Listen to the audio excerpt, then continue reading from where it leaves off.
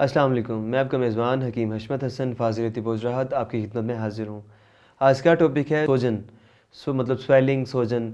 हमारे किसी भी जिस्म के पार्ट के ऊपर स्वेलिंग का आना, उसकी डिफरेंट वजूहात हो सकती हैं। जिस तरह कि हमारी आँखों के नीचे वाले पोर्शन, जिसे डार्क सर्कल बोलते हैं, इनका स्वेल हो जाना हमारे गुर्दों में आने वाले मसाइल की अलामत हैं कि गुर्दे के अंदर काफ़ी सारा कचरा आ रहा है, या उसके अंदर जो है ना स्टोन बन चुका हुआ है, ये उस चीज़ की अलामत है। इनका गाढ़ा हो जाना और स्वेल कर जाना, बैठे बैठे हाथ पाँव का सूज जाना, ये भी आपके गुर्दों की जो है ना स्वेलिंग का अलामत है। हाथों का सूज जाना, पाँव का बहुत ज़्यादा स्वेल करना, स्पेशली ट्रैवलिंग करते हुए पाँव का स्वेल कर जाना, ये डायरेक्टली डिपेंड करता है कि आपके गुर्दे अच्छी कंडीशन में नहीं है।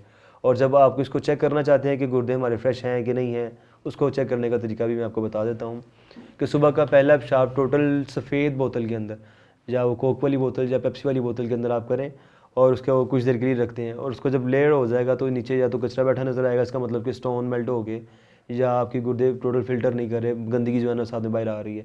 उसके ऊपर अगर झाग होगी तो वो आपकी प्रोटीन निकाल रहे हैं।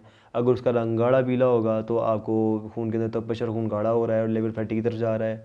अगर ये चीज़ आपकी बॉडी के अंदर पैदा हो रही है कि पेशाब आपका न्यूट्रल है, हल्का पीला है, जो कि एक आम पेशाब की अलामत है, उसके अंदर ज़्यादा स्मेल नहीं है, तो आप बिल्कुल फिट फाट हैं।